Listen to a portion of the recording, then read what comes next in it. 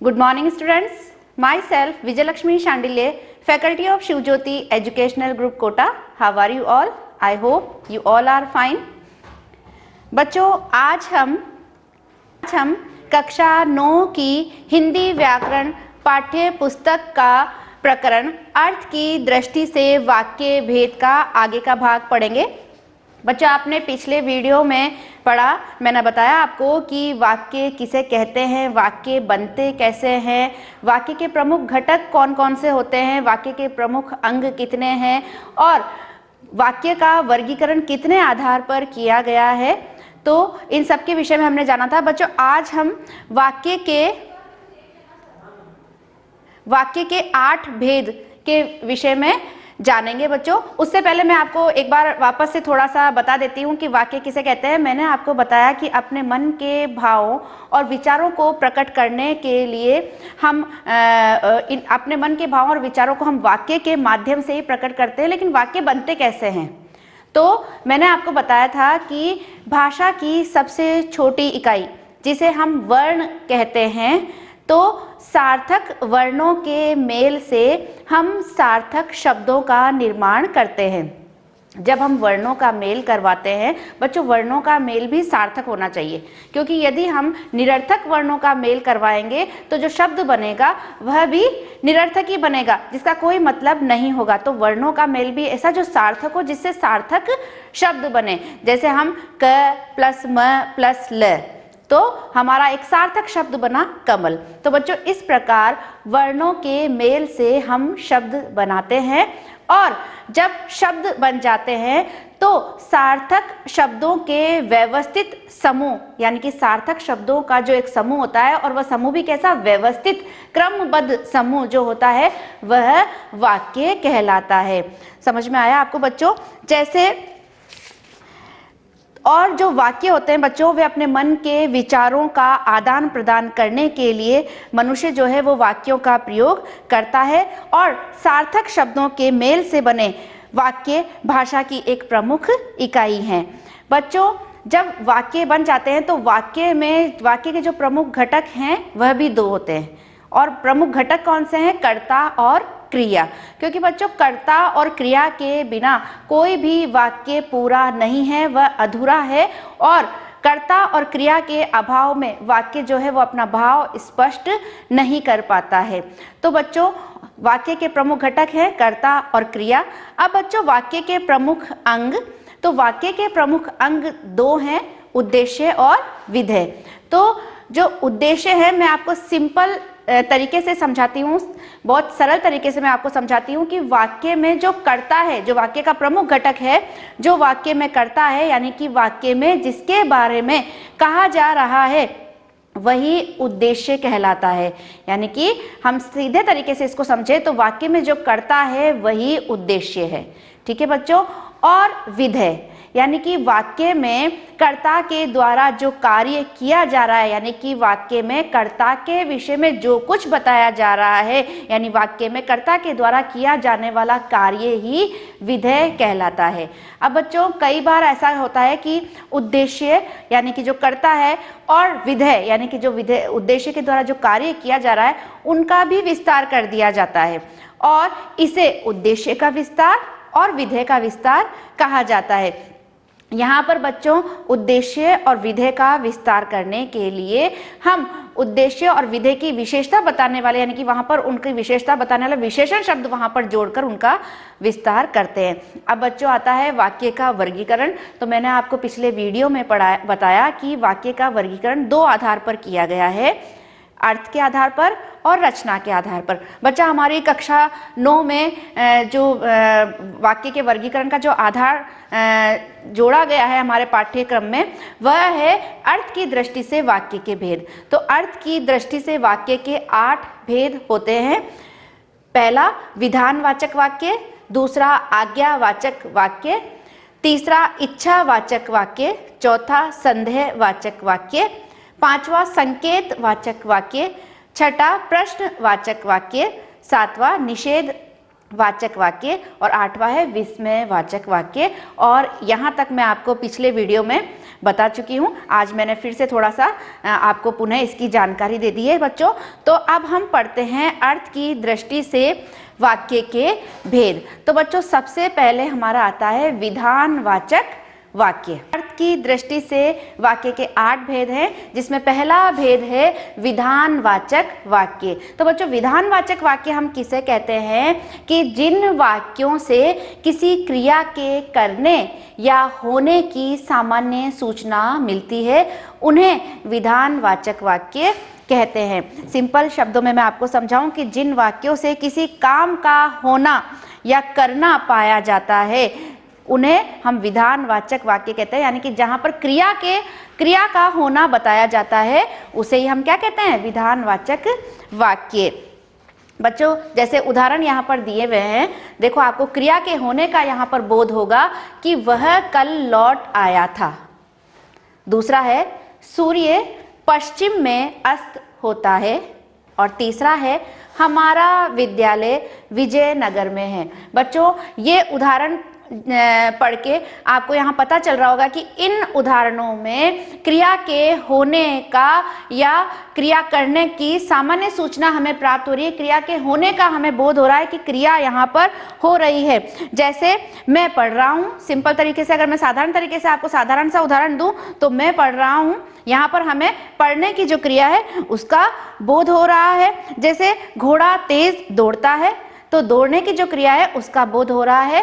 तो विधानवाचक वाक्य वही होते हैं जहां पर हमें किसी क्रिया के होने का या क्रिया के करने का बोध होता है, उन्हें हम विधानवाचक वाक्य कहते हैं। दूसरा है बच्चों आज्ञावाचक वाक्य। बच्चों आज्ञावाचक वाक्य को विधिवाचक वाक्य भी कहा जाता है। और जिन वाक्यों से आज्ञा या अनुमति, आदेश, प्रार्थना, विनय आदि के भाव का बोध हो, उन्हें आज्ञावाचक वाक्य कहते हैं।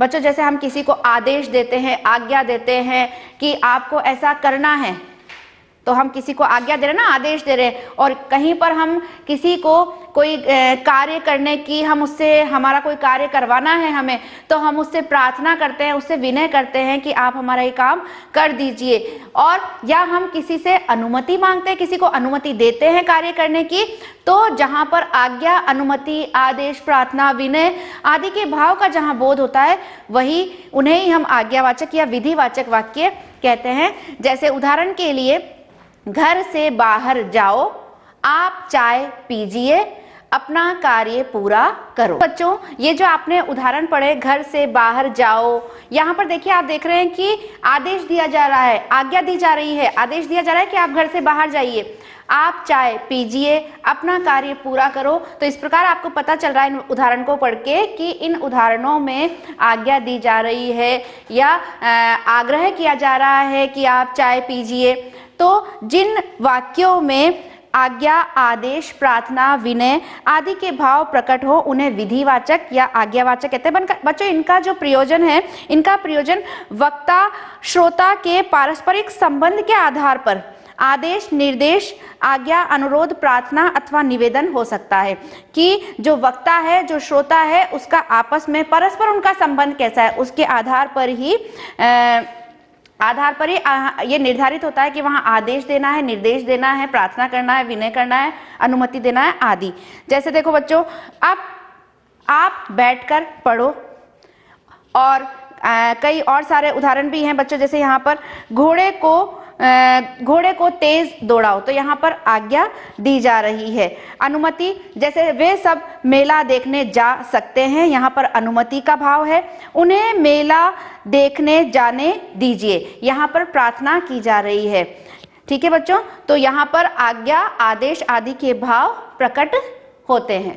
बच्चों अर्थ की दृष्टि से वाक्य के भेद का तीसरा भेद है इच्छावाचक वाक्य। इच्छावाचक वाक्य हम बच्चों उन्हें कहते हैं जहां वक्ता की इच्छा, वक्ता यानी बोलने वाला, जो कह रहा है, अपनी बात को जो कह रहा है उसे हम वक्ता कहते हैं। और श्रोता यानी कि सुनने वाला। तो वक्ता की इच्छा, आज्ञा या आशीर्वाद को व्यक्त करने वाले वाक्य इच्छावाचक वाक्य कहलाते हैं। यानी कि वक्ता जो है वो अपने मन की इच्छा प्रकट कर रहा है या उसके मन में किसी के प्रति आशीर्वाद का भाव उभर रहा है, उसकी शुभकामना का संदेश वो दे रहा है, तो ऐसे भाव को व्यक्त करने वाले जो वाक्य होते हैं वो इच्छावाचक वाक्य कहलाते हैं। बच्चों, इनमें जो वक्ता है वो श्रोता से कोई प्रत्यक्ष अपेक्षा नहीं करता, वह दूसरे के प्रति शुभकामना रखता है और सुझाव भी इसी कोटि में, जैसे किसी को कोई हम सुझाव देते हैं ना, कोई आइडिया देते हैं, तो वह भी इसी श्रेणी में आते हैं। जैसे उदाहरण देखिए बच्चों आप, कि आपकी यात्रा मंगलमय हो। बच्चों, यहाँ पर हम किसी की शुभकामना का भाव प्रकट कर रहे हैं कि उसकी यात्रा अच्छी हो, शुभ हो। तो आपकी यात्रा मंगलमय हो, ईश्वर तुम्हें सुखी रखे, काश मैं गायक होता। यहाँ पर बच्चों आशीर्वाद का भाव, शुभकामना का भाव इन उदाहरणों में व्यक्त हो रहा है। जब हम, जैसे होता ना कि नव वर्ष आपके लिए मंगलमय हो, नव वर्ष शुभ हो, तो इस प्रकार आशीर्वाद का भाव, शुभकामना का भाव यहाँ पर व्यक्त होता है। या हम कोई इच्छा प्रकट करते हैं कि जैसे काश में गायक होता, यहाँ पर इच्छा प्रकट की जा रही है, वक्ता के द्वारा जिसको कहा जा रहा है उसके प्रति ये इच्छा प्रकट की जा रही है कि वह ऐसा बने। जैसे होता ना कि जो माता पिता है वो अपने बच्चों के प्रति उनका हमेशा शुभ चाहते हैं, उनका मंगल चाहते हैं, और वो कहते हैं कि मैं चाहता हूँ कि काश तुम डॉक्टर बनो, काश तुम इंजीनियर बनो। तो इस प्रकार उनके प्रति इच्छा उनकी वो प्रकट करते हैं। तो जहाँ पर इच्छा का भाव आता है उन्हें हम इच्छावाचक वाक्य कहते हैं। चौथा है बच्चों संदेहवाचक वाक्य।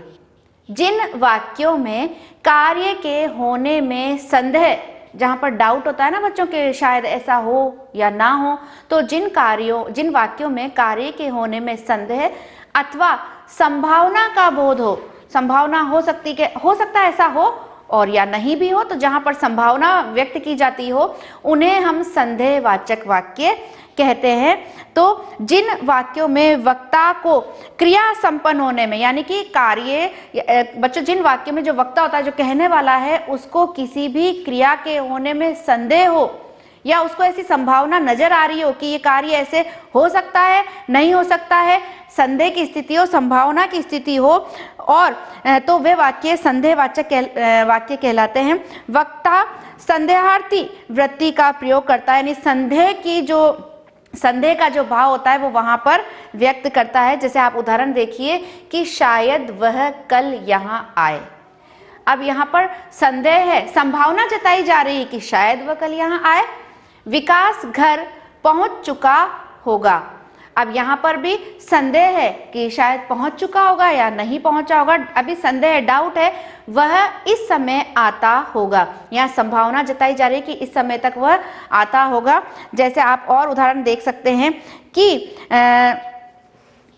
हो सकता है कि वे मेला देखने जाएं।